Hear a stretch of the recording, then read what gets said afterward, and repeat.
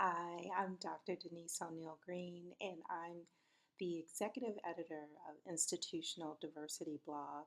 And this month, I actually wanted to talk with you about Black History Month. When I moved from the United States to Canada in January, I realized that something was missing. And what was missing was I didn't celebrate Martin Luther King Day because the country didn't celebrate Martin Luther King Day. I was used to having a lot of different celebrations across the country and across universities where they had recognized the accomplishments of Martin Luther King. However, in Canada, that just didn't happen. But there's Black History Month. And Black History Month is celebrated in Canada in February, just like it is in the United States. It turns out that in the United States, Black History Month was officially recognized in 1976. And about 20 years later, in 1995, through the efforts of the Ontario Black Historical Society and through the Honorable Jean Augustine bringing it forward for a vote to the House of Commons, that they officially recognized Black History Month, February, as Black History Month throughout the country. Jean Augustine was actually the first Black Canadian woman elected to Parliament, and she played a very instrumental role in bringing about Black History Month. So now that I've learned more about Black History Month, as well as about Black Canadians, I've really learned that we're more connected, those in the US and those in Canada, more than I had realized.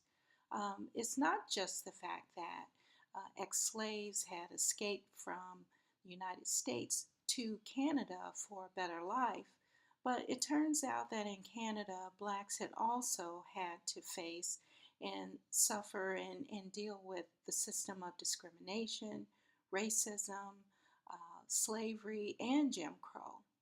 But in spite of that, there have been great strides, and there are those who illustrate to us that so many things are possible.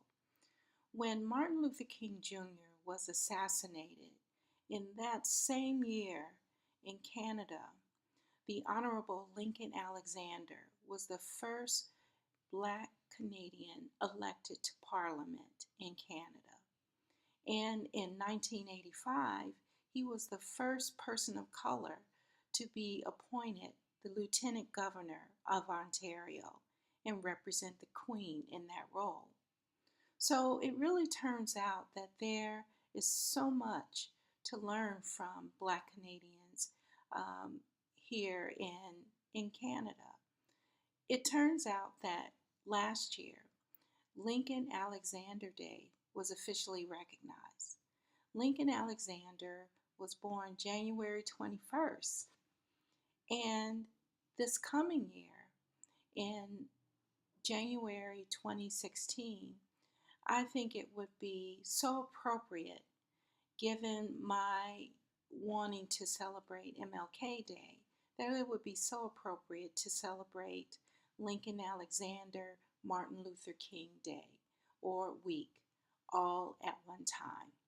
It turns out that both of their birthdays are celebrated during the third week of January. And I find this to be a wonderful opportunity to recognize and share with those across not only Canada, but across North America, what these two men have done, not only for their country, but for the world and for people as a whole. So what do you think of that idea? Do you think it would be a good idea to celebrate Lincoln Alexander, Martin Luther King Day across the entire continent of North America? Drop me a note and let me know what you think. In the meantime, stay warm and take care.